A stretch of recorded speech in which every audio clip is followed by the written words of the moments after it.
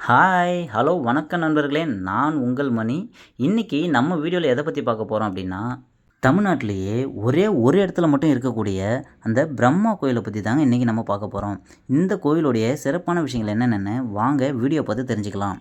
இந்த கோவில் எக்ஸாக்ட்டா எந்த இடத்துல இருக்குன்னு பார்த்தீங்கன்னா, பெரம்பலூர் டூ திருச்சிக்கு போற வழியில இடையில சிறுகனூர் அப்படிங்கிற ஸ்டாப்ல இருந்து ஒரு 4 கிலோமீட்டர் டிஸ்டன்ஸ்ல திருப்பட்டூர் அப்படிங்கிற ஊர்ல தான் இந்த கோவில் அமைஞ்சிருக்கு. இந்த பஸ் ஸ்டாப்ல இருந்து திருப்பட்டூர் போறதுக்கு ஒரு மினி பஸ் வசதி இருக்கு. இந்த பஸ்ல தான் நாங்களும் பிரம்மா கோவிலுக்கு வந்தோம். இந்த கோவிலுக்கு வர மக்கள் எல்லாருமே அர்ச்சனை தட்டுக்கு மேல ஒரு நோட்டு வச்சு வரிசையா கொண்டு போறாங்க. அது என்னன்னு இந்த ஊர் மக்கள்ட்ட விசாரிச்சப்போ, அவங்க என்ன சொல்றாங்கன்னா, திருமண தடை இருக்கிறவங்களுக்கு திருமணம் சீக்கிரம் ஆகறதுக்காக அவங்களுடைய ஜாதகத்த இந்த பிரம்மா கோயில்ல வச்சு அர்ச்சனை பண்ணா சீக்கிரம் திருமண வரன் கூடி வரும் அப்படிங்கிறது இந்த கோயிலோட ஐதீகம் அப்படின்னு இந்த மக்கள் சொல்றாங்க. அது மட்டும் இல்லைங்க.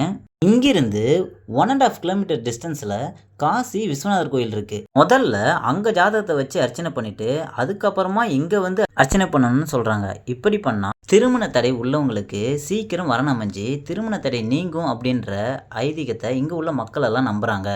இதுதாங்க அந்த காசி விஸ்வநாதர் கோயில். கோவிலுக்கு உள்ள வந்ததும் லெஃப்ட் சைடில் ஜாதகத்துக்கும் அர்ச்சனைக்கும் தனித்தனியாக டோக்கன் தருவாங்க. அதை வாங்கிக்கிட்டு அப்படியே உள்ள வந்தோம்னா நமக்கு நேர் எதிரில் காசி விஷாலாட்சியும் சூரிய உதயத்திற்கு எதிர் திசையில் காசி விஸ்வநாதரும் அமைஞ்சிருப்பாங்க.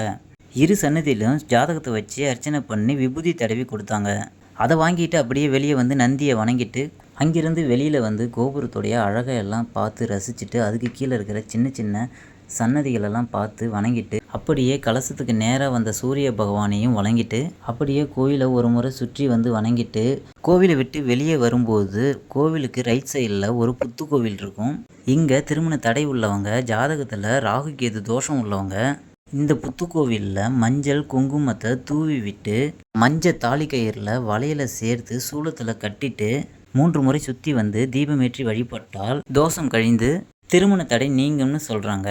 இதுதாங்க இந்த கோயிலோட சிறப்பம்சம். அடுத்ததா இங்கேருந்து தான் பிரம்மா கோயிலுக்கு போகணும். இதனுடைய தொடர்ச்சி வீடியோவை அடுத்த வீடியோவில் பார்க்கலாம்.